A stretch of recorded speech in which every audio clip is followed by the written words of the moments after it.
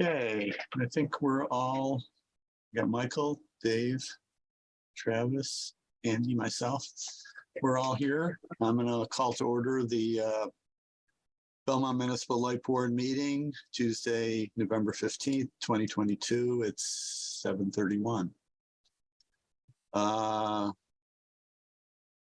Leave the first order of business, unless there's anything we need to do before that, is approval of minutes.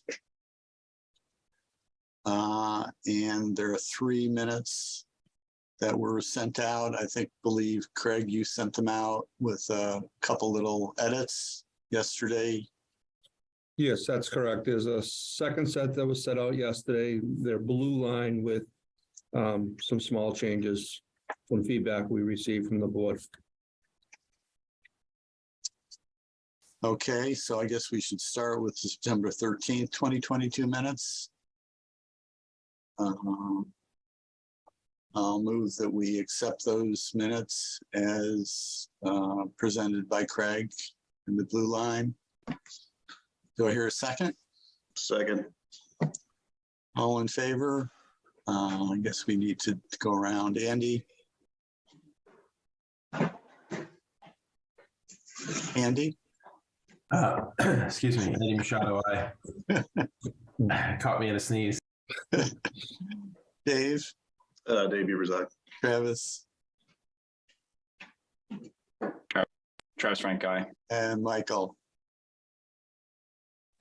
Michael McCray, aye. Okay.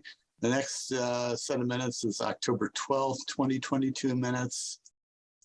Same thing. There were a couple little edits that Craig had made and sent around yesterday.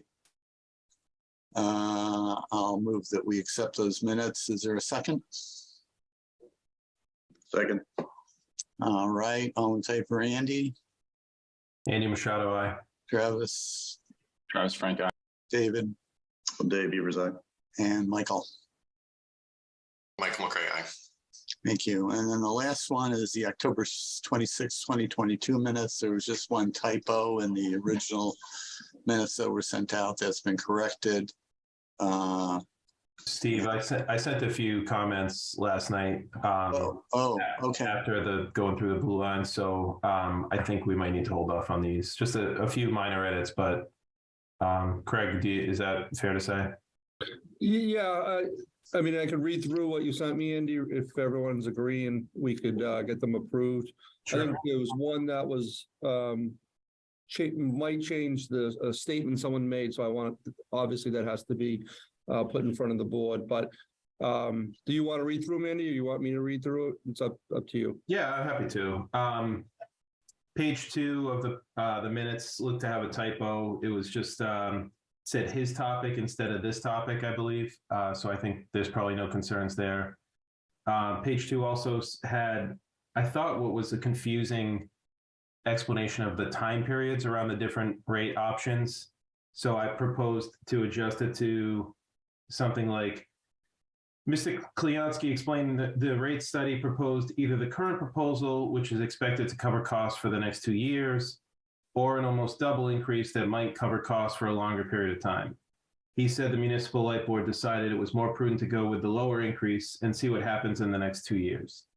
So the wording was just changing around this time to try and be a little more specific. And I think that is, and the third note I had was on page 1, the listing of the other IOUs and their rate increases was just a fragment. So I recommended putting that in brackets to make it one big long sentence rather than have a fragment next to the other sentence. So.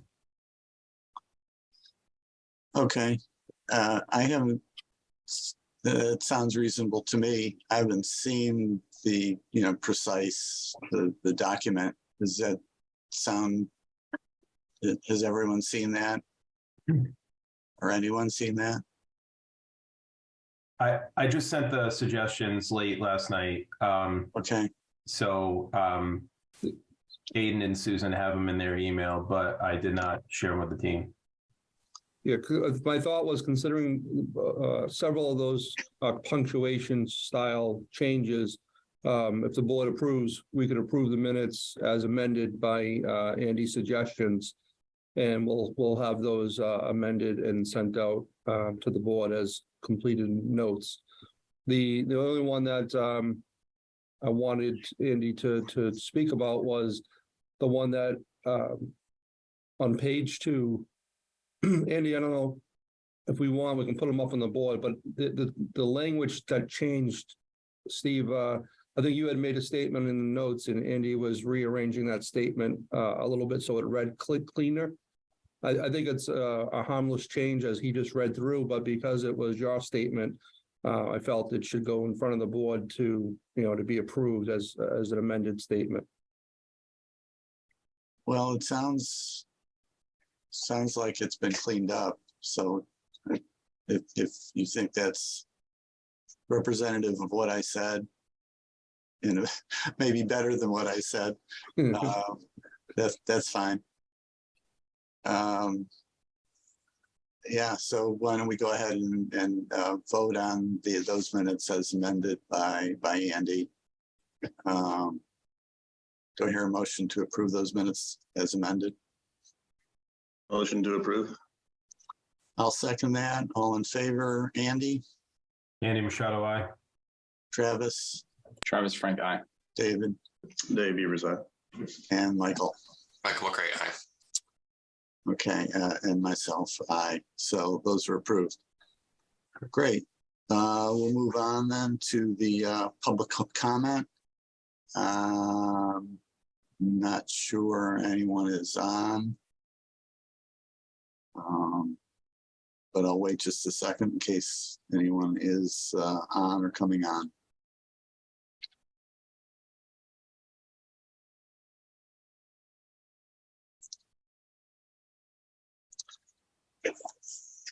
Hearing nothing, we'll move on. Maybe we'll see if there's public comment also later in the meeting in case anyone comes on later.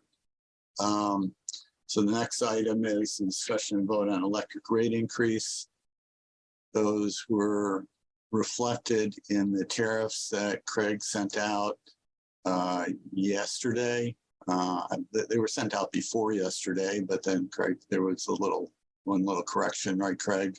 Yes, we updated what we now call our PCA language. We updated that to read as the PCA and not a previous version, which was the purchase power agreement, a PPA, just to remove any confusion if someone was trying to reference the PCA. I will ask, Ben, can you put up the 3-page document from Mayhew for us? Yep, I just need sharing capability, please.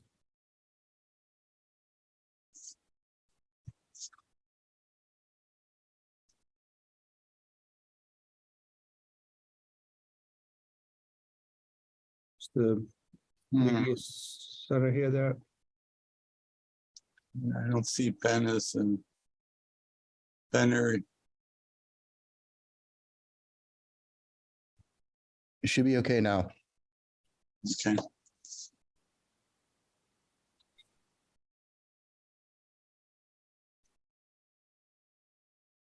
So we see the tariffs. I was looking for that 3-page document just to highlight the changes that we're making to the overall rate design. There you go.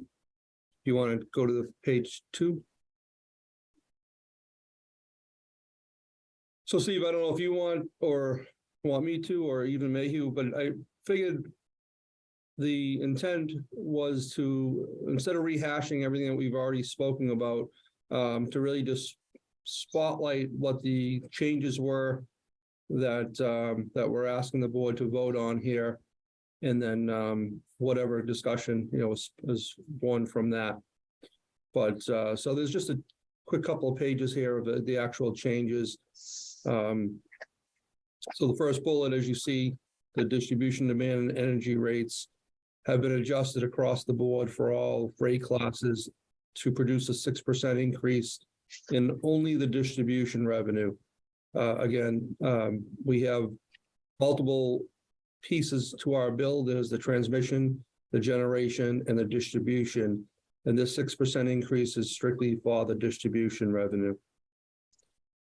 The next bullet was large municipal distribution charges have been lowered to come to approximately a 4% rate of return for 2023. So here it's 4.1%. That's in line with our overall rate of return for all rate classes. So during the process, we found that the large municipal rate of return was higher than that, and we're actually cutting those rates to bring down that rate of return. Small municipal rates, early on in our discussions, there was a recommendation, if you will, to possibly eliminate those.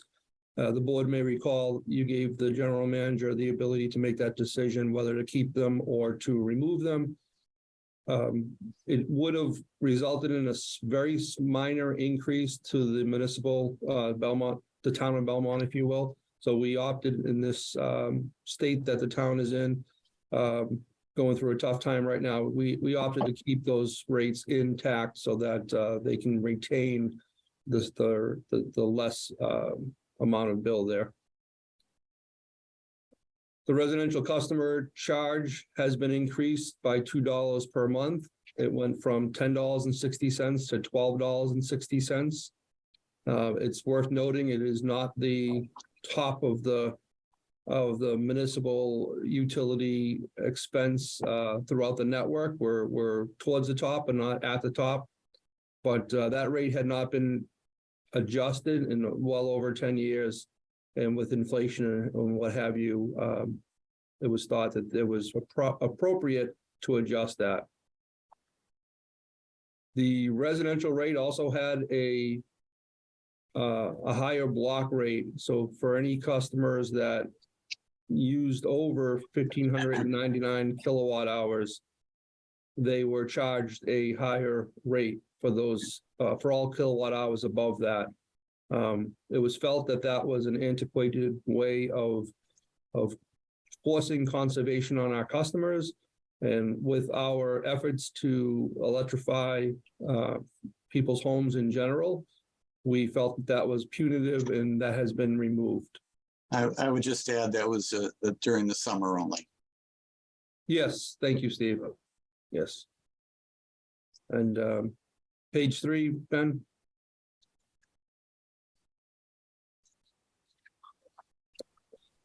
So again, this is just more in regards to the generation and transmission rates. We have, that's a pass-through cost that Belmont Light is required to pass along to our customers. It's basically whatever we buy electricity for, cost-wise, we have to pass on to our customers. And as everyone knows, with the economy that is out there today, fuel costs are very high, in particular natural gas. So we are, because it's a sustained higher cost threshold than what we have been experienced, we expect it to last at least 2 years. We rolled it into the rates instead of using the power cost adjustment process. So that's what that first bullet is stating, that our generation and transmission charges have been increased to reflect those costs. The second bullet is our power cost adjustment tariff. And as we all recall, we are changing the calculation so that it's more in line with just our generation and transmission cost, actual cost. And then the buyback price under our EFR rate, which for our solar customers, it has been approximately 11 cents. That'll be increasing to 13 cents. That is a direct reflection of the price of generation going up by approximately 2 cents. So the formula hasn't changed, just the value for the generation in that formula has been adjusted. And Correct. Can I yep, jump in, Andy. Yeah, thank you. The first bullet on here, generation and transmission charges, you mentioned were passed through. Maybe this is my misunderstanding, but I wanted to look at the difference between the res A tariff and the low income tariff. It wasn't clear to me. I thought that the transmission and generation charges were passed through and that both those rates would have the same charges, but it looks like the proposed new rates, the new tariffs, have different generation and transmission charges between A and LI. Did something change in our schema? Did I miss something along the way, or do you mind, or maybe you or Mayhew can speak to that? Yeah, I'm gonna ask Mayhew to speak to that because I know the formula he used to assign those costs to the different rate classes, he would be more familiar with. Yeah, I can speak to that. We did, when we redesigned the generation and transmission charges, we used the cost of service model to calculate what those charges should be. And it turned out that they were slightly different between the Res A and the LI class. I'm not really sure why, but since it's based on the actual customer load characteristics of those two classes from your own meter data, that's the way the cost of service fell out. I know that in the past they had been kept the same with the presumption that the two classes had, similar load characteristics. But now that we have the additional fine detail on usage data, we just felt that it seemed appropriate to charge everybody the cost of providing power to them as a class. Thank you. That's helpful. Yeah. So ultimately, the low income tariff has a customer charge discount, a distribution discount, a slight generation discount. Well, And there's no customer charge. correct. Yes. Sorry. Yes. And a slight transmission discount, right? Mayhew, is that accurate? Yes, that's right. Thank you. Okay. Great. Thank you very much. Okay, with that, I mean, this is what was presented. These tariffs and these rates were what was presented at the rate forum. And I guess what else? I'm going to move that we adopt the rate changes, rate tariffs as presented, and then we can have if someone seconds it, then we can have any discussion and then a vote. So I move that we adopt the rate changes as proposed in the rate tariffs that have been presented and the changes as presented in the public forum last couple weeks ago. Is there a second to that? Steve, Yeah. would you make the motion adding some phrase like to become effective on? Yes, I'm sorry. Thank you, Travis. This will be to be effective January 1st, 2023. I will second. Thank you. Okay, discussion?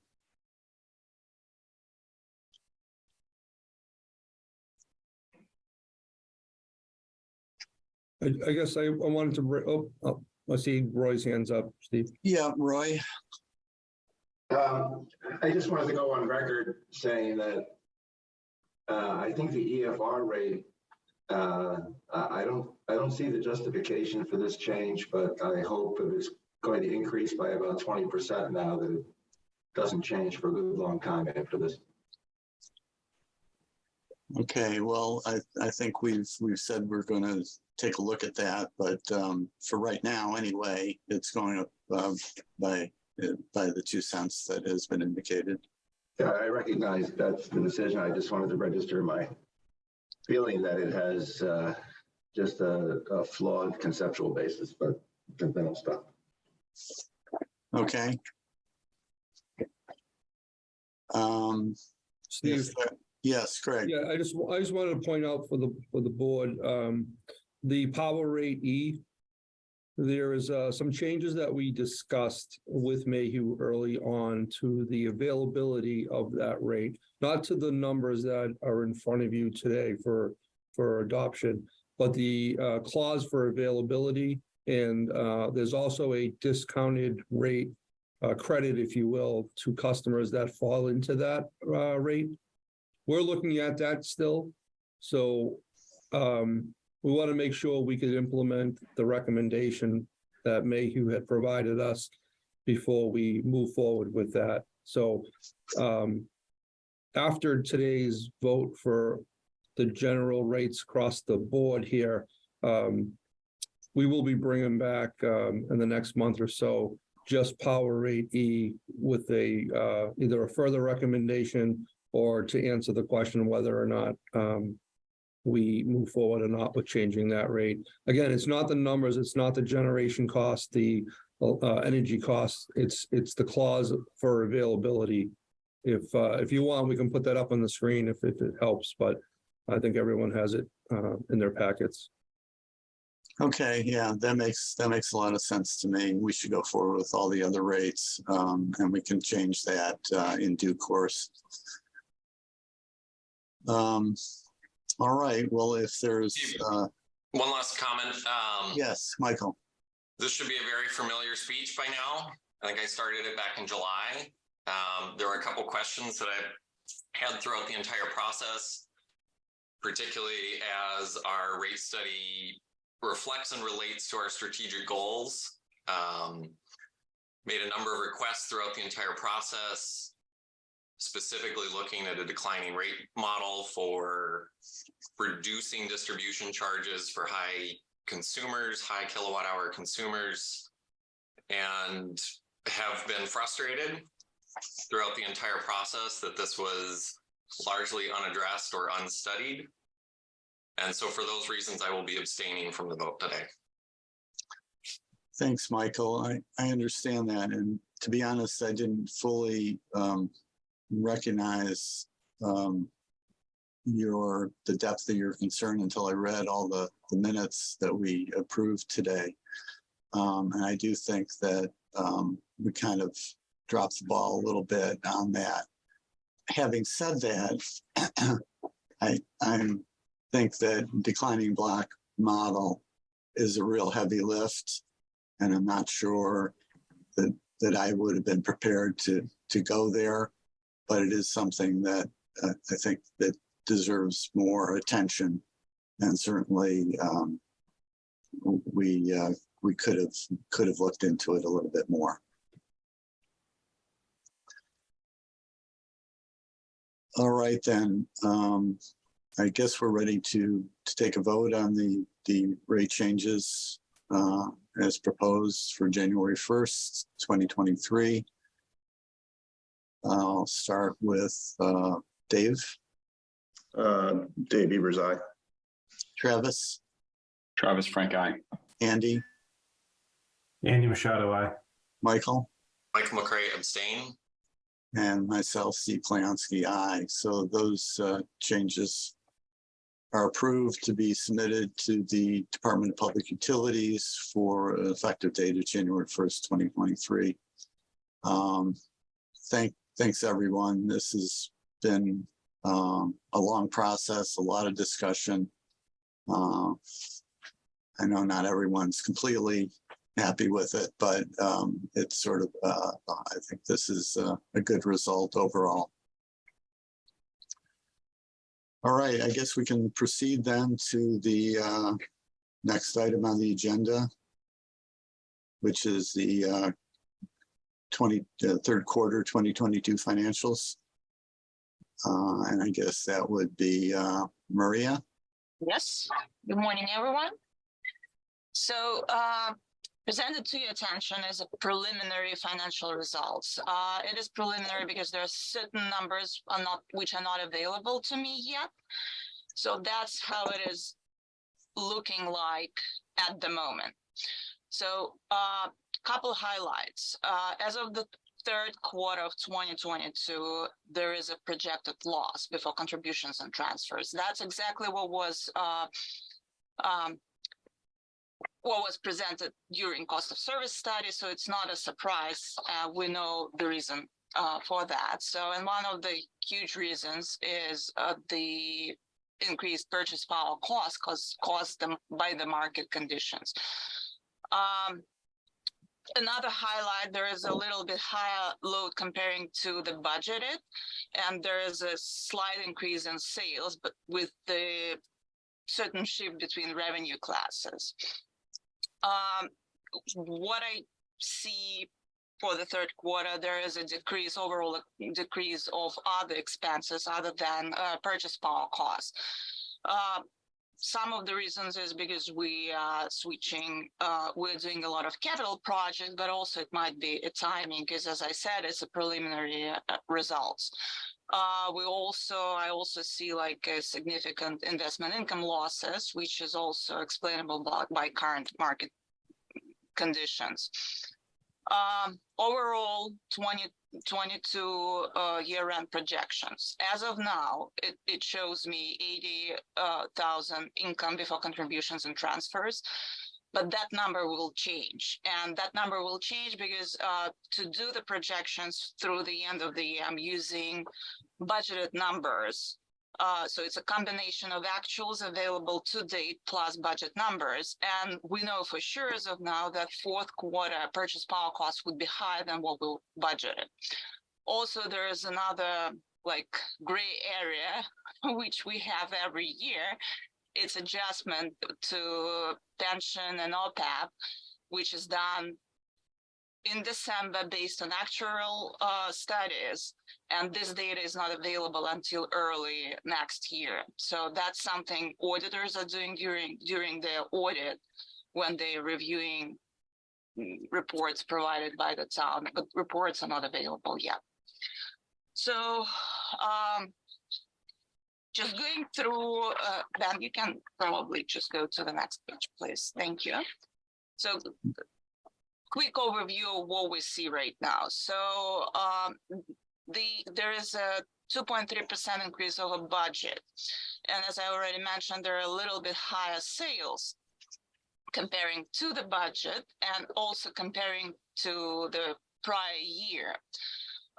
You can see that there is a variance between budget and actual numbers in the sales, and it's related to shift between revenue classes. So we projected it will be a little bit lower residential sales than we actually have, and higher industrial sales than we actually have.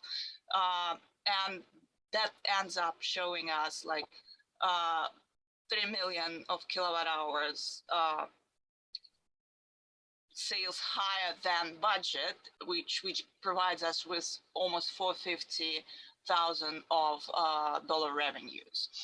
If you compare these numbers to the prior year, we are at the same level of sales from kilowatt hour perspectives. Again, there is a small shift between revenue classes. As you can see, like residential sales are a little bit higher, and municipal revenues are higher comparing to 2021, 9 months of 2021, while streetlights are lower. And that's also has its explanations, as we know, like it related to high school and also, I'm sorry, LED project, which is going throughout the town, talking about streetlights.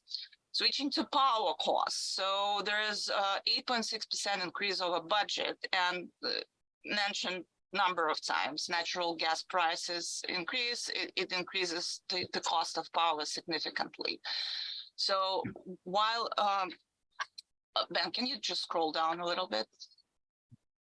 So we can see both, yeah. So when the total purchases comparing to the budget are aligned, the cost is on overall cost is $1 million higher than what we budgeted for, and that is driven mostly by spot market purchases, and as well as like slight increase of capacity charges comparing to what we budgeted.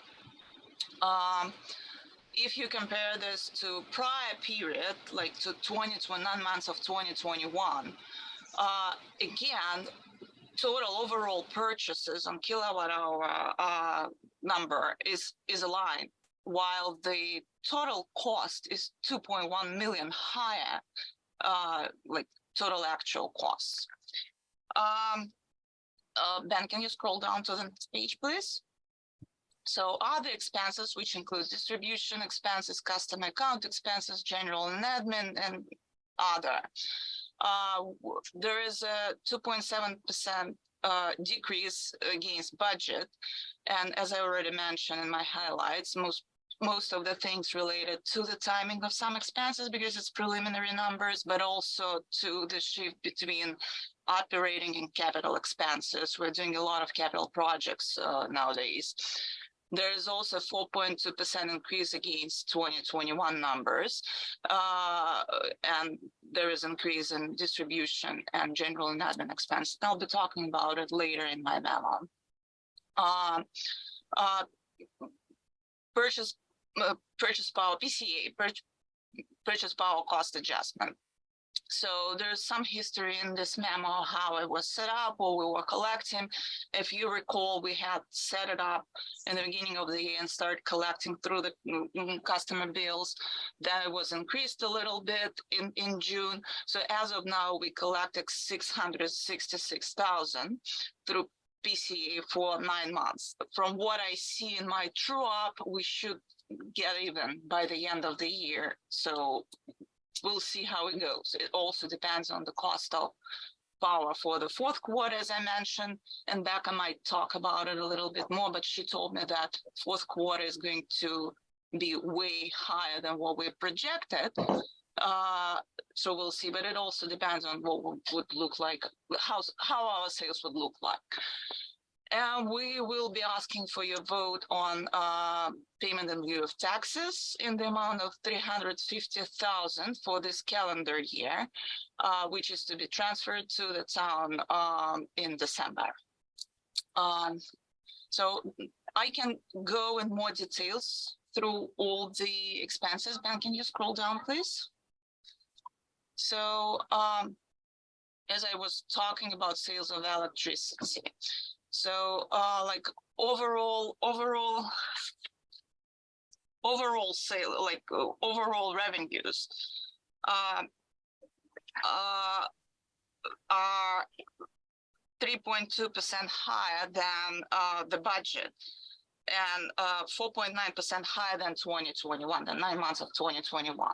And then like talking about details. So sales of electricity, I already mentioned that we sold a little bit more than we projected, and it ended up with increase of 448,000 or 2.3% than the budget.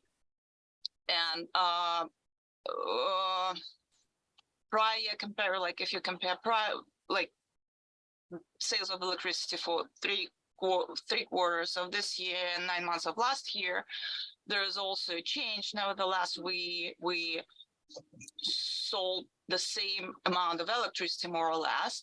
There is an increase of 742,000, and it's caused by increased sales in residential comparing to prior year, and also in municipal sales, with some decreases in commercial and industrial revenue types. If we're talking about other revenues, which is typically, Ben, can you scroll down a little bit? Which is typically includes scrap metal revenues, connection, disconnection fees, different customer related fees other than sales of electricity. It's a little bit higher than what we budgeted, but we typically budget on that line very conservatively because it's uncertain in the end of the prior year what would the picture be during the year. So we're just taking average, very conservative. If we're getting more, that's good for us. Non-operating revenues are a little bit high, but again, the same reason. When like non-operating revenues include customer jobs and also water and sewer billing, which is a known number, and some other small revenues which are not related to customers and also not related to billing of the electricity. And that line is budgeted very conservative, and it might be anywhere during the year. So right now we're estimating an increase over the budget and comparing to the prior year, and we'll see how it looked like next year. I mean, when we have final results, that's what I meant. Yeah, talking about expenses. So purchase power expenses. As I mentioned already, there is an increase of over $1 million or 8.6% in dollar value, with a slight increase in kilowatt hour purchases. That mainly, if we compare it to the budget, mainly it is related to increase of unhedged piece of power we're purchasing, and that's a spot market. We'll mention number of times that current cost of power is growing significantly. There is a slight increase of capacity charges. There is an decrease of REX purchases, but we will see how it looks like again by the end of the year. It's right now just projections, because the only actual amount I have in the books for REX is the first quarter. And there are losses to the rate stabilization fund interest. As I already mentioned, there are significant interest income losses for this year comparing to what we budgeted. So excuse me, so those losses would be because of the investments that are? Yes, yes. So I typically budget average amount of income for our investments. And what I see the trend for the last 6 months at least, it's a constant going down. So we're losing. Because I don't want to delay this too much, but what are those investments? What are those funds invested in? I don't know. It's a question to Floyd because he's managing our investments. Okay. Yeah, so these are like our rate stab account and our depreciation accounts. Okay. Floyd takes that money invested in the market, in the conservative market. And as anyone who's looked at their 401ks knows, it's not been a good year in the markets. Right. Okay. So, Ben, can you please scroll down a little bit? So if we compare current preliminary purchase power costs to the prior year, there is a significant increase. And again, while the purchases in kilowatt hours is lower, the cost is 19% higher comparing to the prior year. And the first line, it's like hedged power is more expensive, unhedged power is more expensive. REX cost is higher and transmission is high, and that was well known before. At the same time, we have capacity charges are lower than the prior period. Shall we yes. So Maria, we were hedged to about 75%. Yes, if I'm calculating kilowatt hours, yes, that's what it is. I think that's based off the kilowatt hours that are our sales, but the hedging strategy we have in place was hedged to 80%. So it's the project when we hedge our power supply, we hedge and we buy these direct contracts and what have you based on approximations of what we expect to receive. So if you think of a hydro contract, for instance, we've had a pretty severe drought in general. And so the hydro has not produced as high of a sales or of a power supply for us as we would have liked in our, contractually. So that's where these numbers differ from our hedging numbers. And I assume maybe it was also due to the fact that we sold more kilowatt hours than we expected. Oh, absolutely. Yeah, it all gets thrown into that pot. Yep. Okay. Okay. One note on that. July of this year had 25% higher load than is typical. Remember, that was an extremely hot month. So that's gonna add to that hedging number coming in a little lower. Mhm. Thank you. Okay, moving to other expenses. So as mentioned before, there is a small increase of 2% against budgeted number and increase of 6% comparing to 9 months of 2021. So on the distribution expenses, it's like 1.4% lower.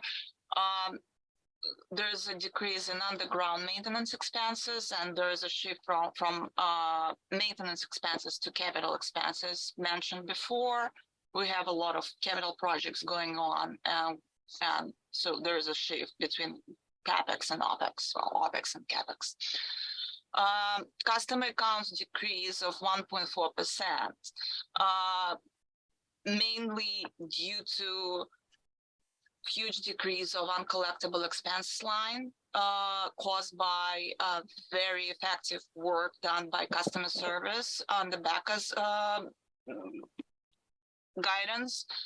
So there were a lot of collections, which lead to reduction of overall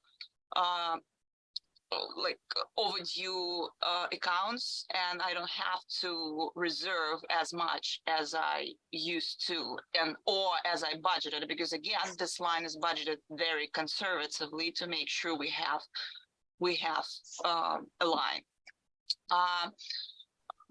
On the same, like at the same time, there is an increase of almost 70% of DSM programs, and it's comparing to the budget, and mostly it's related to increase of heat pump, weatherization rebate, yard equipment, and solar rebate programs.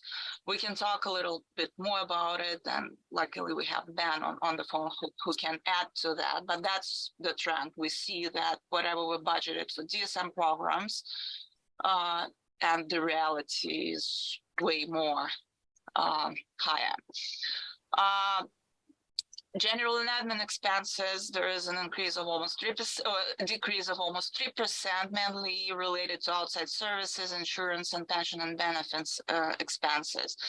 This is typically normalized by the end of the year, so there are certain expenses I don't know about yet, as well as pension and OPEB actuarial adjustments, which will be available in the beginning of next year. So it's hard to say what it would look like later.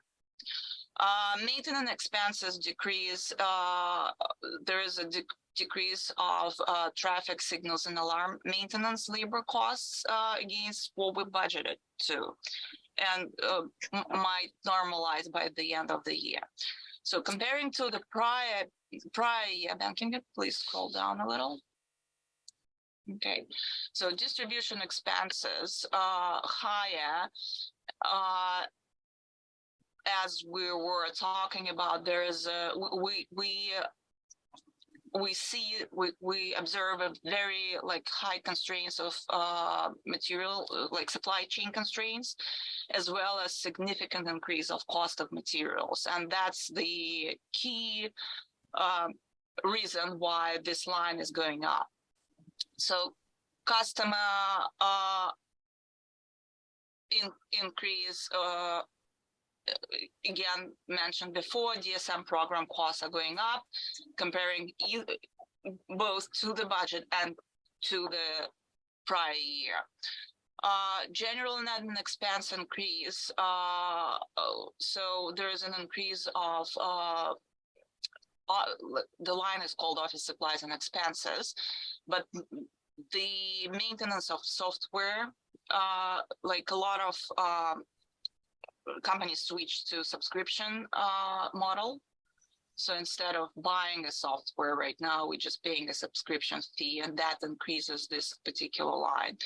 Also, like outside services and consultants and other general and administrative expenses increase, and it's mostly related to back to normal operations.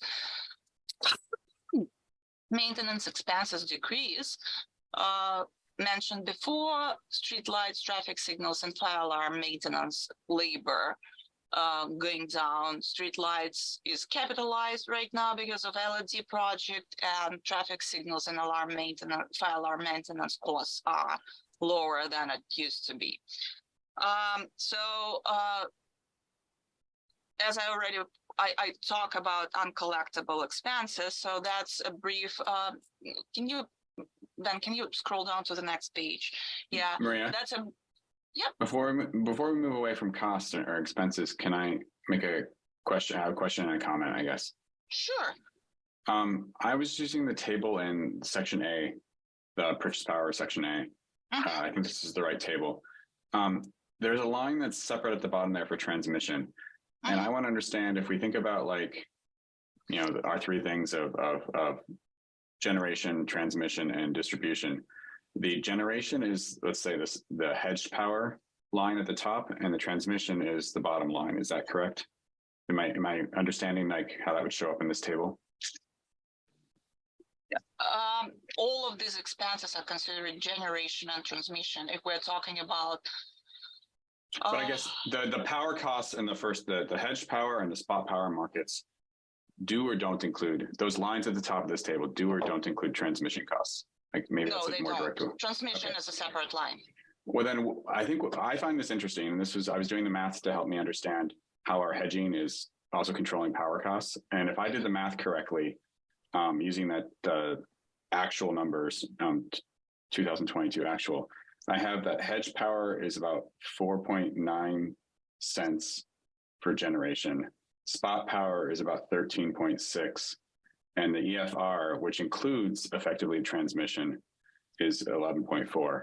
So I just wanted to name that as this helps me kind of case like for both the public, but also then, I mean, it helps me understand how the hedging is controlling the costs and how the EFR rate in particular is competitive with our other two options of purchasing it. And so our EFR rate, which again is cheaper than the spot power without transmission, and also probably pretty competitive with the hedge power costs. And I just want to note that as a portfolio of how we purchase and acquire our power for, it seems like the EFR rate is pretty effective. So, Travis, could you just quickly go over those numbers that you? Yeah, I did let's say $3.7 million divided by 75 million kilowatt hours. And the 3.7 is the actual? I was using, I'm rounding a little bit, but it's 3,708,000. Yeah, 3.8. Sorry. Yeah. I was using that number, and that got about 4.9 for almost 5 cents if you round. Okay. And then the spot power was 13.6 cents. Doing the same math on the second line, and the EFR is 11.5 rounding. Okay. So anyway, I wanted to note that for me, I'm always wondering how the hedging and the spot are helping. And again, I think, and this table allowed me to look at how the EFR in particular can fit into our purchasing options. Okay, thank you. That's my main point. I had the question about whether transmission was included, but and I just wanted to make the statement. So thank you, Maria. Thank you. Then shall we go to each accounts receivable balance? It's just this particular page shows brief analysis of our overdue accounts, and it shows the trend of going down, which helps us significantly in reducing our bad debt allowance, as well as reducing that line on our P&L, which I talked about earlier. So you can see that the trend of this year just goes down and down, and that's an analysis from 2019 up to October 2022.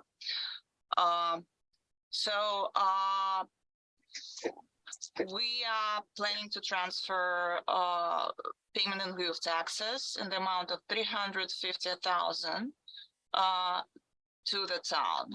And I have a separate memo about it. And we will need a vote. Okay. So Before we do that, Travis, your hand's still up or did you? Okay. So before we go to that, Craig or Maria or Becca, is there anything that you particularly want to point out? It sounds like it shows we do need the rate increase. Is there anything that in a sentence or two that needs to be pointed out to us that maybe hasn't been emphasized or highlighted or otherwise mentioned? For me personally, not really. I think that the financials did show as Maria mentioned at the outset, there's right now a predicted loss looking at through the third quarter. That's mainly in the distribution side, which is the reason for the rate study and what we were trying to correct. It also clearly shows the amount of cost that we're spending on power supply on the spot market and what the market has done. And so that was also part of our rate adjustments that we just voted in. So I think that this is a good reflection from a financial standpoint, why that was needed.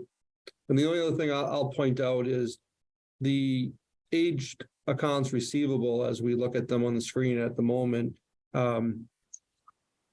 It had been flagged via our auditors in the past that it was higher than they would have liked to have seen. We made a concerted effort over the last year or so to reach out to our customers and discuss and set up payment plans and things of that nature. And pretty proud of the fact that we've lowered it, as you see in the greater than 90 days or the greater than 30-day columns.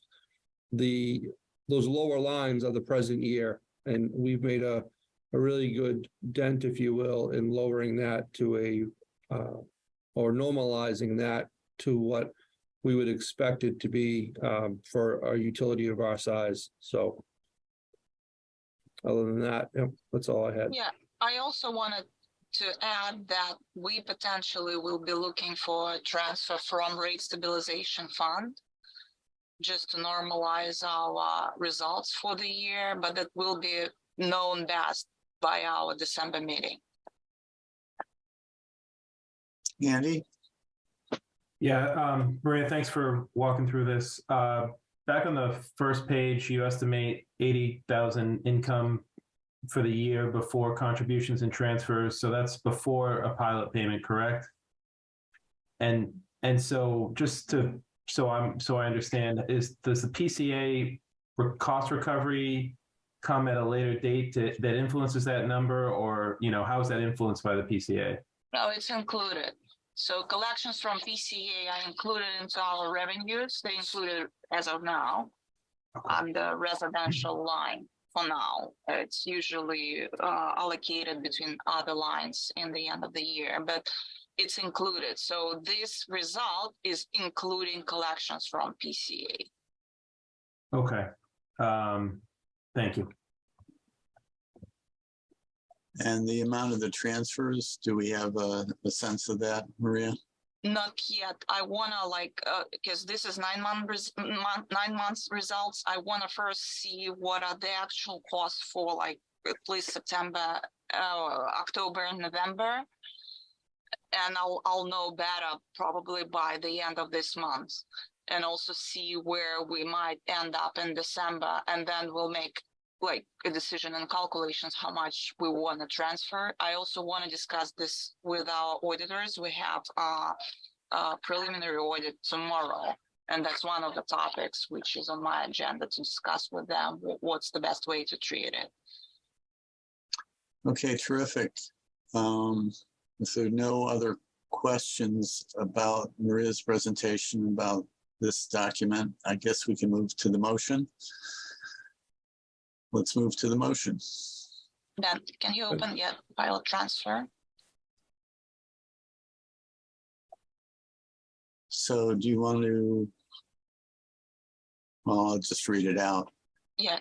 to transfer the voluntary payment, also known as the payment in lieu of taxes of $350,000 from the Municipal Light Department operating cash account to the town of Belmont's General Reserve Revenue Fund. Is there a second? And I should just mention that the 350,000 was the amount that was sort of agreed to between Belmont Light and the town some time ago for this for the 2022 fiscal year, I guess, our fiscal year anyway. And I heard a second. Steve, I'll second. Okay.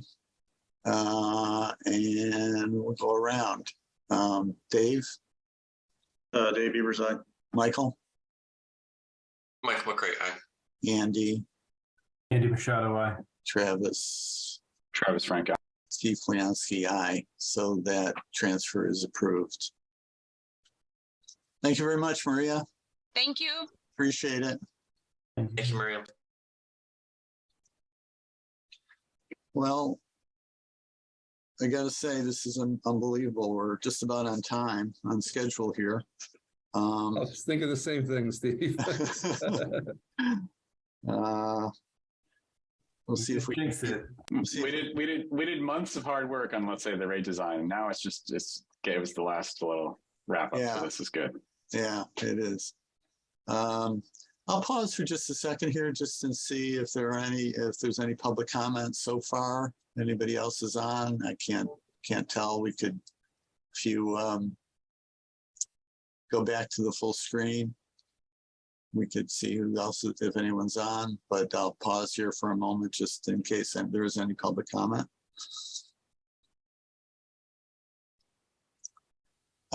Hearing none, I guess we can move to the discussion of the time of use pilot. Is that Becca or Craig? I'm not sure. Yep. Becca will share some slides she's put together for us. I will point out, as Maria even touched upon, the numbers, if you will, our sales and what have you, they come several 60+ days in arrears. So the information we have for the board today is mainly for the first 2 quarters of the year. And so we have the winter months and then the spring, if you will. Really doesn't show the big picture. So it's hard to really deduce a lot from these numbers, but we did want to update the board, and we do have several communication style webinars with the public to go over some of the data that you'll see today. Becca, if you want to go from there. Sure. First off, just I'm going to apologize because I'm not going to go on camera today. I'm just not feeling great. So apologies for that. Hopefully you still remember what I look like. Okay, so all right, Ben, you've got these out. Yes. So I'll tell you when to advance. So I'm calling this a prelim update because there's really not a ton of exciting info in here. I think that, as Craig mentioned, more in-depth, nuanced info will come at the webinar when we start looking at the different customer groups. This is going to be all high-level, system-level info and like quick takeaways. Plus, I was trying to be quick with the presentation in general, mindful of the agenda. So the info covered here is from January to June. So it's not just Q2 data, it's the full 6-month span. Did want to note to you that we are down 3 customers from our original enrollment of 146, and that's just natural people moving in or moving out of town rather. And we had expected about a 10% turnover rate over the course of the year for the program based on what we saw from other utilities. So we're much lower than that. So we'll just have to recalibrate the data at the end when we're trying to present on the pilot results for you. So the Q2 data, in my opinion, this is just my personal opinion, is not that exciting. It was kind of bland. Nothing really stood out. And that's, I think, because it's just mostly shoulder season. There's not high temperatures or big cooling loads in the Q2 data. So it just didn't move the needle much in terms of what we saw from Q1. I really think we should look forward to the 9-month data because that will include summer usage, the different summer rates, and also our capacity hours. Becca, could you speak up just a little bit? I'm sorry, I'm having. Oh, sure. Is everyone having trouble hearing me? You were coming through, but I was a little bit low on my end anyway. How's that? How's that, Steve? Is that better? Yeah. Okay, good. Thank you. Sorry. No problem. So where was I? Oh, I think let's look forward to the 9-month data because that's going to be a little more insightful because it's going to include our capacity expenses as well. And also it's just going to be a bigger sample of data. Sometimes when you're looking at this energy data month by month, it's hard to draw conclusions and things change so quickly based on a small sample. My apologies again here. I did not include anything on the buyback here. I just didn't finish the analysis and I didn't want to rush it and give you guys flawed data. So that's also forthcoming. Then next. Okay, so this is just a quick look at the whole group's peak loads for transmission over the 6 month. So when we looked back at their historical usage, generally for the whole group, their peak loads were 1.51 kW. And over this 22 season, it was reduced to 1.46 kW. So on a per customer basis, that's about a reduction of 0.5 kW or 4%, which I think is pretty good and aligns with our expectations. And I asked Ben for an example load that could have been shifted that would equate to 0.5 kW, and he said a central AC system would be about that. So potentially this, even though there wasn't much summer usage in here, it's still a good illustration, I think, of what people could have been doing. For a group as a whole across the 6 months, they reduced 32 kW. Next one then.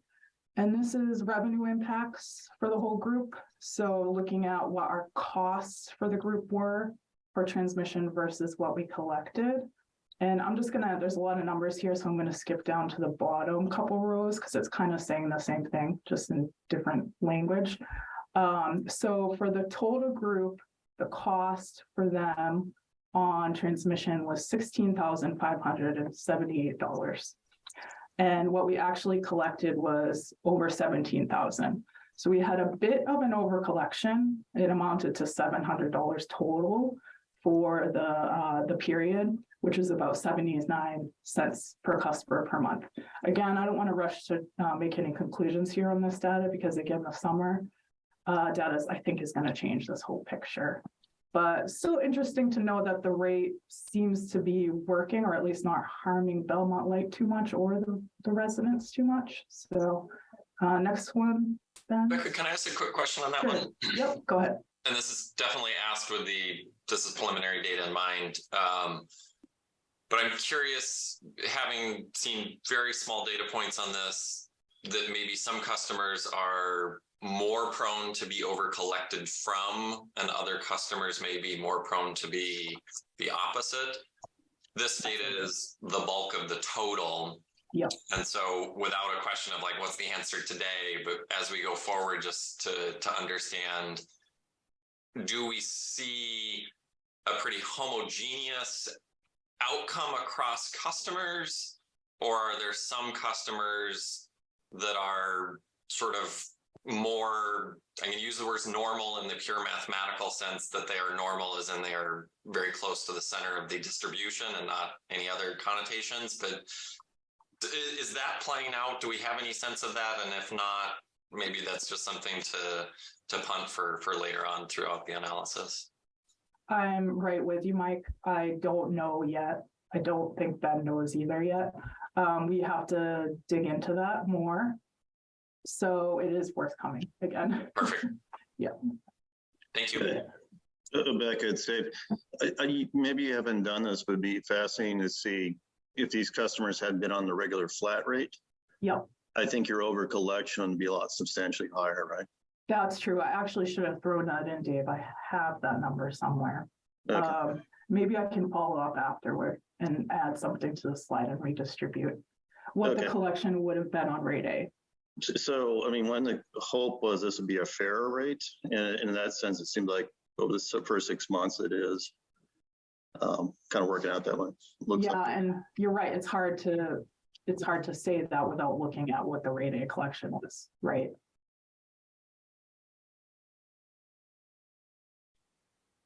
Okay, so I've noted those two points. But Dave, that result is potentially the selection bias of having a pilot program, right? Where the people who save money are the ones who signed up. Yeah. I mean, if you're trying to expand it to the full 10,000 customers in Belmont Light, I agree with you, Travis. Okay. I think, as a test, and particularly you're right. I mean, I think the people in this pilot, a lot of them are more in tune with technology and on top of stuff. But and I just want to, one reason I think we both incentivize the selection, enforce it, because we did a good job. Belmont Light did a good job of putting forward the calculator so people could see what their costs were. So that allowed people to see like if it was going to be anyway. So, and if you, I assume if you ran the numbers and it was going to cost you more to be on time of use, you likely didn't sign up. We actually didn't sign up any losers, quote unquote. Yes, thank you. I remember that too.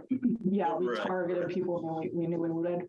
But what we do have is this tool, this RenY tool, which I don't know if folks have used it yet, anyone on TOU. What that's going to do is allow us to simulate what the bills would have been for people who didn't even enroll in TOU. So we're going to be able to look at the whole customer base and what the performance would have been on rate A versus TOU. So Travis, I would like to, can I interject here? Is that when I was looking and talking to customers, there were customers who were, I would say, on the cusp that I did flag. These would be customers in the no technology group, that those customers that I flagged and said, like in my notes, said possibly going to use more or will need to be double checked once we're entering into the rate, because they were those customers who the analysis came out and they'd seen the analysis on the calculator. I'd ran it through them. I talked them through it, and they still wanted to sign up anyways. So there are those customers within the data set and within the pilot that are on the the original time of use rates might not look great when you look at their bills.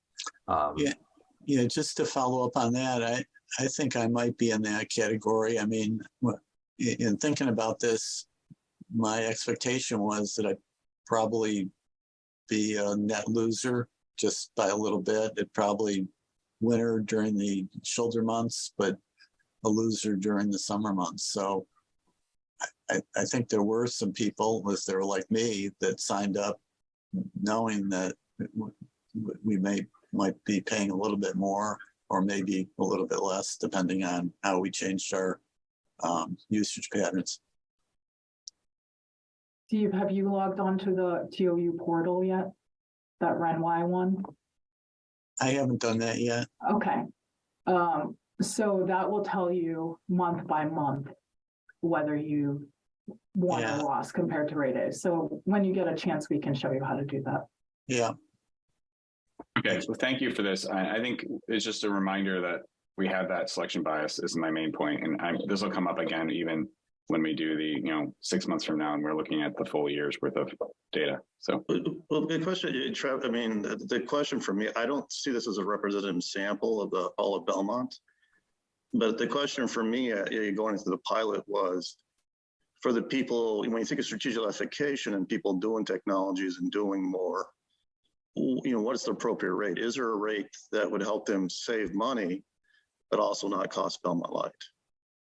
Right. So that was my point. Yeah. I mean, obviously it's not a representative sample. So you can't just, I would not be an advocate of taking the TOU rate and applying it to everybody right now. For that reason. Okay, next slide. Unless there's more questions. It's a similar info, but on the generation charge. So our average cost of energy for the entire customer base, actually, not just TOU, was about 10 cents for energy only over this time frame. And it looks like we undercharged a bit, about 8 cents there. But we knew that. This is for the first half of the year, we knew that even our PCA had to be adjusted. So again, this is not a major groundbreaking piece of info here. We knew we were going to under collect on the energy as well, but and it looks like about a 27% under collection. And I don't know if that aligns with what we just saw in the financials, but I expect it does. Okay, can I ask? Go ahead, Mike. Yep. The over under collection per kilowatt hour negative 0.0257 am I thinking of it right that if we add that value to the generation costs being paid, yep, we would have netted zero and perfectly nailed it? Is that about right? Exactly. Okay. Yep. So it's just the difference between the actual cost and what we charge the group. So roughly 3 cents. And the other thing, I think, Becca, you might have mentioned it, but you're not collecting capacity. I guess you start collecting capacity in June. Well, we're collecting capacity, yes, in the summer rate when the summer. Right. So Yep. you should see catch up July, August, and September. Right. The picture's going to change drastically. Okay, anything else on this slide? Again, high level. And I think we only have one slide left then. Yeah, next steps. So as Craig mentioned at the beginning, there is a 60-day delay in two key pieces of data that we need for these analyses, which is the usage data and the billing data for the customers, and then also our transmission bills. So if we bear that in mind, we can hopefully give you a Q3 update in December and January. And that'll be in quick succession with this one. And then Q4 should be available in mid Q2 next year. And that actually relates to what I have these questions for you all in the next bullet point. But before we move on to that, I did want to point out that one thing I'm noticing in this analysis is that we really have to do a better job about picking a rate A control group to compare the TOU group against, so that we can see their usage, how their usage looks for this year, because just looking at the historic data for the TOU customers, some of those years were such anomalies. I'm not sure how solid they are in terms of telling us what the shift is. So I think we're going to spend some time trying to find similar customers in the rate A group that look like the customers that we enrolled. And hopefully, we'll just be able to give you a better picture and have more pieces of data to analyze. So going back to the point about the timeline for when data is available, we are going to hit the end of the pilot, per se, prior to you guys having results. So Craig and I and Dave were talking a little bit about what to do with the rate come January. And we wanted to put that to you guys to start thinking about. Our suggestion would be to allow customers to roll off the rate starting in January if they want to, but not to enroll anyone else new until you have time to make a decision on the rate on a permanent basis. And then also, Dave, you mentioned this to me, and Craig has been thinking about this as well. We've done all this work on updating the other rates, but TOU has not been updated in terms of generation and transmission costs. Is that something you want to do in January, even if we're allowing people to stay on like kind of a pilot basis for a few more months into the year? So I don't know if you want to discuss or just, leave it for next meeting. That was my question. Yeah, Go ahead. Steve. Well, just Steve or Craig. I just don't know how much you want to get into this now. So, yeah. Go ahead, Travis. Craig, go ahead, and you were about to say something. Yeah, no, I was just going to expand upon what Becca had mentioned. So our original information with our customers was this was a 1-year pilot. from January to December. And as a pilot, we felt that, both parties have honored their commitment for the 1-year pilot.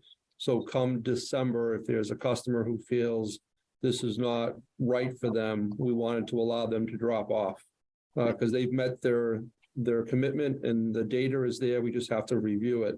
But because of the lag in the data, that was why the recommendation from us is to allow customers to come off, but not allow new customers to come on until we have a fair look at the data, make sure we're not going to be harming either Belmont Light or new customers that might want to get onto the rate. And then exactly as Becca touched upon, the generation and transmission rates have been adjusted for other classes because the pilot technically came to an end on December 31st, or comes to an end on December 31st. Discussion should be had on whether or not we want to make that adjustment to the time of use groups, generation and transmission rates. Just one quick thing to add. If we were to go this route with allowing customers to roll off in January, one thing that we have planned for the next couple of months, excuse me, is for Ben to reach out to individual customers and walk them through how to use this portal so that they can assess where they stand in terms of the rate.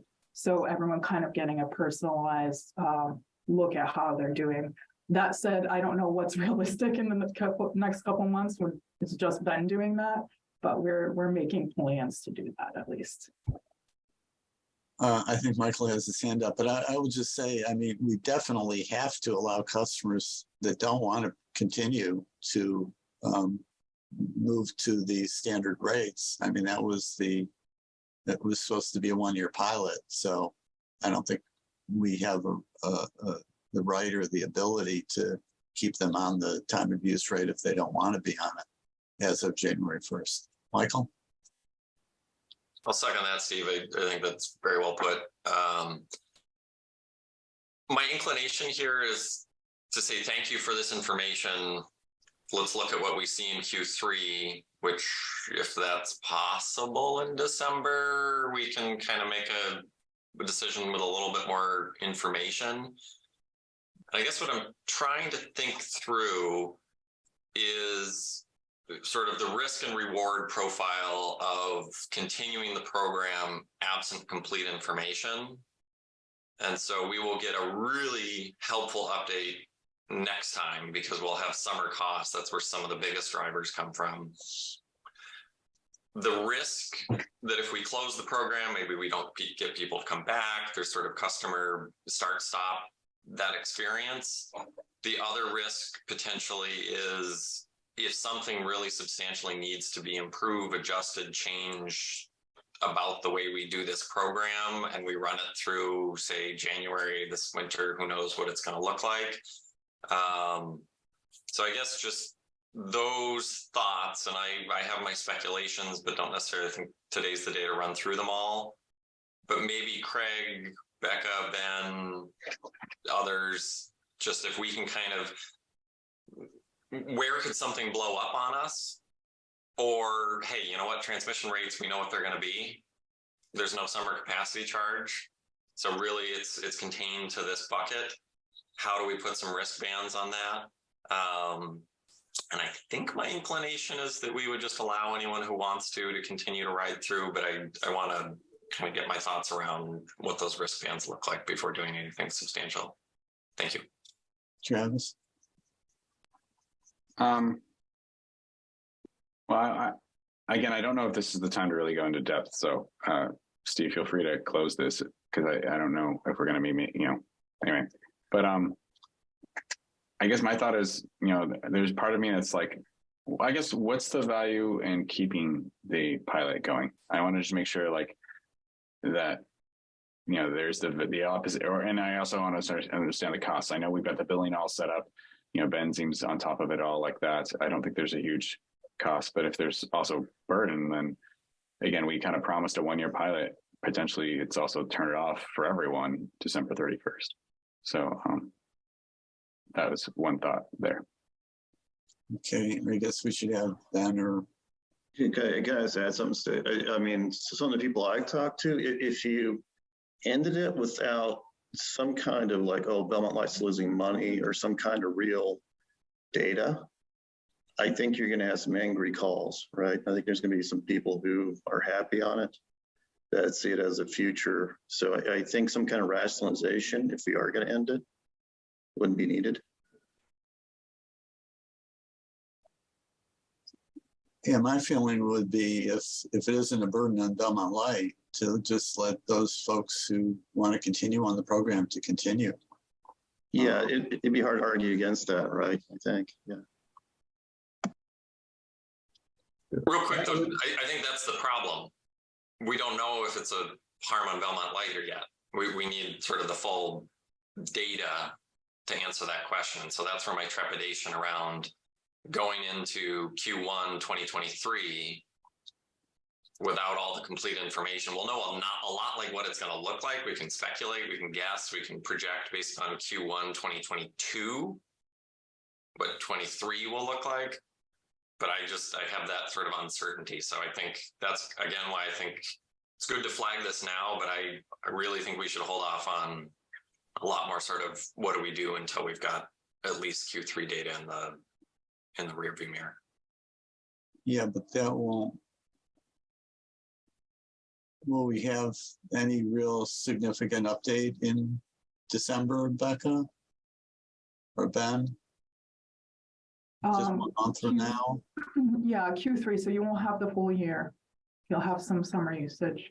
I'm not sure it'll be enough to make a decision because, again, we'd like a little more time to do some more in-depth analysis to give you more to work with, and that's going to take some time. But my gut feeling is, Mike, on the risks, is that this is such a small group that even if we were under collecting for, another 6 months, it wouldn't be that harmful to Belmont. I think maybe Maria or Craig could chime in better on that, but I'll think more about that, but I think it would be okay. Yeah, I would agree with that. I think the right thing here is we will endeavor to do the best we can to get third quarter data to the board as quickly as possible to make a good, solid decision. Right now, looking and projecting, we're not seeing anything that really worries us from a harm standpoint, whether it's us or the customers. So we don't feel the need to have to make an immediate decision. We just want to kind of get the message out there to the board that's what we see coming. And I think, Mike, you said it correctly. Until we have at least the summer data, which gives us really the two extremes. We have the winter data and we need the summer data. If we get some off months in between, which is the springtime, until we have some of that, I don't want to say we're guessing, but we don't have a complete picture that really gives us a confident answer one way or the other. So I think if we keep it locked down so that we don't allow new customers to come on in case the decision is that it's not the right way to go. But we allow customers who have honored their 1-year commitment to drop off. But without a doubt, I think that's probably the best avenue forward. And we can put this on the agenda for the December meeting to have a vote if you want it to be that way to decide, what the final outcome could be come January 1st. Going into the spring anyways. Well, I'll just say, I do think as a board, we need to how about my assumption is that since we voted to have a pilot for 12 months, we probably need to have some sort of decision to make it longer than 12 months.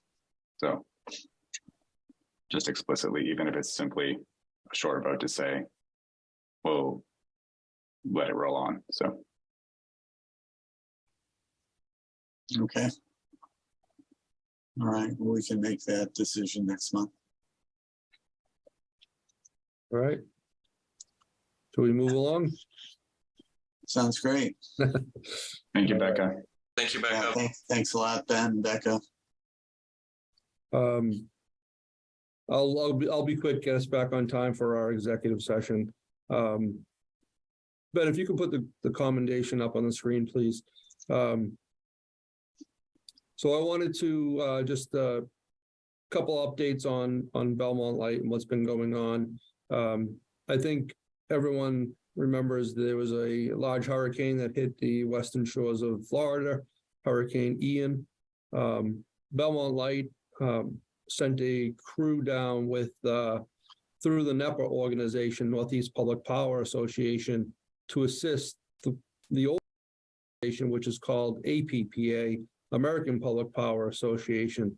So there's a mutual aid program in place where public power entities will get together to assist each other. And so Jacksonville Electric in Florida called out and, there you go, Ben, had called out to us and through NEPA and organized 56 personnel had traveled down to Florida at the end of September for that hurricane. And when we had gotten there, Jacksonville was lightly hit. They didn't have a lot of damage. So then we were redirected to the city of Bartow, Florida, and we spent about 10 days overall from start to finish assisting the folks of Florida and Bartow restoring power down there. So this was a commendation that the utility received for that assistance. So we thank our two linemen, Josh and Dan Danowski and Josh, who went down there to help us out. And just wanted to recognize that. Thank you, Craig. That's really great. That's the only way that sort of a lot of these outages get addressed is if people help each other. So it's good we can send somebody down there. And I recall from my utility days, the linemen get well compensated for that. So hopefully the time they spent away from their families was okay. Yeah, exactly. It's a little bit of a win from them if they're wanting to make some extra money, but at the same time, we know it's what Florida would do for us. If we ever needed the help, they'd come to us. So it's a great program to be part of. We're proud to be part of it. The next thing I wanted to bring up was just wanted to alert the board to a program that we're doing in-house with our customer service representatives. We're going through all of our contacts, if you will, for our billing customers, updating all of our records. So we found that phone numbers, many phone numbers are outdated, do not work. Emails have been outdated and changed. So we're starting to a program to go through and update all of our records. So if anyone's ever asked about this from a customer standpoint out around town, we wanted the board to know that that is something that we're doing. We're communicating that to our customers. We're putting together that information as we speak so that they know if they get a phone call, it's not a scam call. It's us asking these questions. Right now, what we've been doing, we just started this just a couple of days ago. And what we're doing is we're asking customers that might be uncomfortable to call us back at our phone numbers and so that they can be assured that it is us and not a scam that's going on out there. It was already been mentioned, but I wanted to remind the board tomorrow is our preliminary audit. So tomorrow is the kickoff for, I'll call it the audit season. We start with a preliminary audit tomorrow. We follow up with some more meetings over the course of the winter, and then the final audit meeting is in April. It's a hybrid meeting, so it's a public meeting. It's a hybrid, so people, customers can watch it. The audit committee will be here at Belmont Light. The board's welcome to attend if you have the time to do so. And so just wanted to pass that along. Craig, that's at 9 o'clock, is it? Correct. That's at 9 a.m. tomorrow. Correct. Is anyone else? I might go, but if anyone else would like to go, or if there's other people that have a burning desire to go, that would be great too. Okay, I may show up there, Craig. Thank you. Okay, not a problem. You're welcome. And I'll end my little piece with a little bit of sad news. But Becca Keene will be leaving us for greener pastures, I guess. She's taking a role with another municipal utility to further her career. So we wish her well. And Becca, I don't know if you want to say anything, if you need to, but feel free to reach out to Becca if you'd like to discuss anything with her, but we wish her well. Yeah. Are the lights going to stay on without Becca? We'll do I our hope so. best. I think so. They got that part covered for sure. I just wanted to note that this was a really tough choice for me, a tough decision. I'm very happy here. I've been here for almost 9 years, and it's really a fulfilling role for me. The community is great. You are all great. So it's been really tough to decide this. And you can ask Craig. He was like my armchair therapist for weeks now, trying to figure this out. So I just want to say thank you so much. And I hope that we can all keep in touch. I'll still be fully accessible. I'm still in the network. So reach out whenever you want. Thank you so much, Rebecca, for everything you've done. You sort of overlapped with my tenure on the advisory committee and on the light board, and I know how much you've contributed to the Belmont Light and to the community. So it's a loss, and we'll have to keep going. I heard a rumor of where you're going, and I'm not sure we should. Well, our prior general manager might have had something to do with this, and I guess he knows when he sees really good talent and good people. So thank you again. Thanks, Steve. Same to you. We have overlapped this whole time. Will be tough for us to separate. But I'm working through the 30th. So I'll be around for a couple weeks. New position starts the 1st. So if you need anything from me before then, let me know. Thanks a lot. Becca. I just want to say, echo, thanks for all your hard work, and good luck at your next position. Thank you. Likewise. Thanks, Becca. Thanks.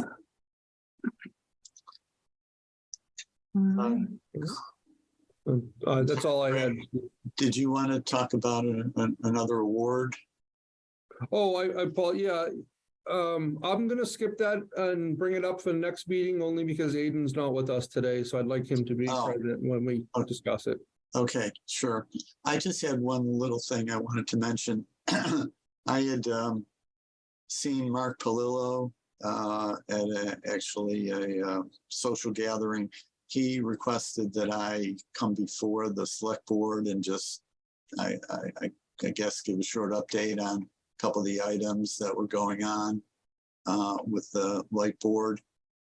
So I've reached out to the town administrator to see if I could set up a few minutes at a select board meeting. So I just wanted to mention that in advance in case anyone signs into those select board meetings and sees me there. I don't think Mark expected that it would be anything extensive. And I think part of it was that he related that not too many people had come to our public forum, and he thinks more people sign into select board meetings. So there might be a little bit more of public information if it's disseminated at one of those meetings. So I just wanted to mention that. Okay, I guess we should move on then. We're doing pretty well, just a little bit behind. Future meetings, I think we should schedule a meeting in January.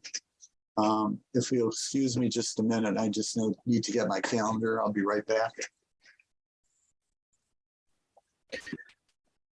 Hi, this is Belmont Media. I'm wondering, are you guys going into executive session? And if you are you coming back?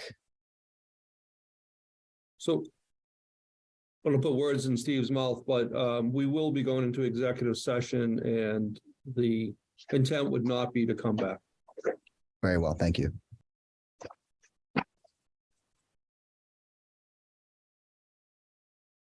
Okay, so I'm looking at January.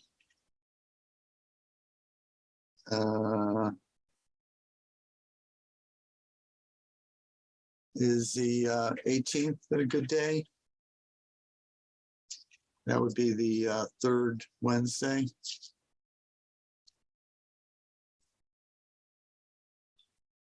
I actually have a meeting on my schedule for that. If Tuesday or Thursday are wide open, but that one day is. Could we do Tuesday that week? 17th? 17th, Tuesday the 17th, It was okay with me. also at 7:30. Is that okay? Dave, others? No issues for me, but I'll note that Monday is Martin Luther King Day, if that changes people's schedules. I'm fine with it, Steve. Okay. All right. All right, great. Then I guess we're ready to move into executive session. I move to enter executive session to discuss trade secrets or confidential competitively sensitive information or other proprietary information such as power supply and not return to public forum. Thank you, Travis. I'll second that. We need a roll call vote. David, Dave Beavers, aye. Andy, Andy Machado, aye. Michael, Michael McRae, aye. Travis, Travis Frank, aye. Steve Klansky, aye. All right, so we will go into executive session, and as Travis indicated, we will not be returning to public session. We'll see you in executive session. Thank you.